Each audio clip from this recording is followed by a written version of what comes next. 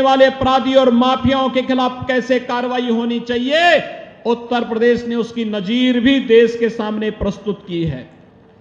1800 करोड़ रुपए की माफियाओं की संपत्ति जब्त की गई है और लगभग इतने ही करोड़ रुपए की उस अवैध संपत्ति को जो जब्त नहीं हो सकती थी, उसको बुलडोजर लगा करके ध्वस्त करने का कार्य भी राज्य की सरकार ने ही किया है।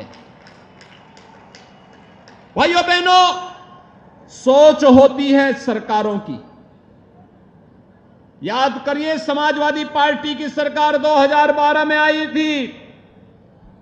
उसने पहला काम क्या किया था? उस सरकार में सबसे पहला काम तो हुआ था कोसी कला का दंगा, बरेली के दंगे, कोसी कला में दंगा, मुजफ्फरनगर में दंगा, लखनऊ में दंगा, कानपुर में दंगा। कोई जनपद ऐसा नहीं था जहां दंगे न हुए हों।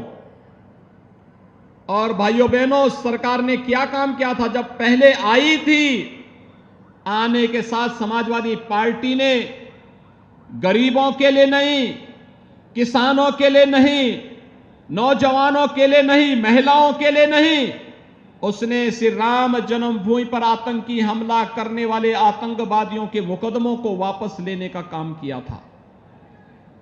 पिछली सरकारें आतंकवादियों का मुकदमा वापस लेती थी, दंगाइयों को मुख्यमंत्री आवास पर बुला करके सम्मानित किया जाता था। लेकिन हमारी सरकार में आतंकवादियों को उनके लोक में पहुंचाने का कार्य होता है। आतंकवादियों के साथ किसी प्रकार की कोई रियायत नहीं, किसी प्रकार का कोई समझौता नहीं। लेकिन सरकार आई 2017 में, सबसे पहला काम किया गया, बहनों और बेटियों की सुरक्षा के लिए एंटी रोमियो स्क्वाड का गठन करके हर जनपद में मिशन शक्ति का एक अभियान चलाया जा रहा है। हमने पुलिस की भर्ती करवाई, 1.5 लाख पुलिस की भर्ती हुई और इसमें 20% महिलाओं की भर्ती अनिवार्य रूप से होगी। आज आप देखते होंगे कि हर जनपद में पर्याप्त मात्रा में महिला आरक्षी मौजूद हैं, जिसमें बदायूं में भी बड़े पैमाने पर किसानों का कर्ज माफ हुआ था। और भाइयों बहनों, हमारी सरकार का तीसरा फैसला था अवैध बूचड़खानों को बंद करके गोवंश की तस्करी को पूरी तरह प्रतिबंधित करने का कार्य करना।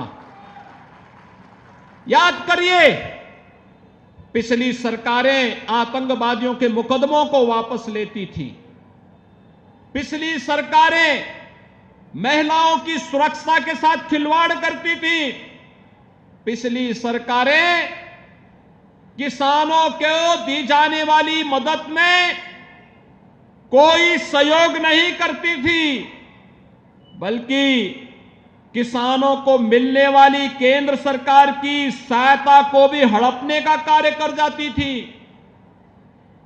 भाइयों बहनों, गौ तस्करी और अवैध बूचड़खाने पिछली सरकारों की पहचान थी।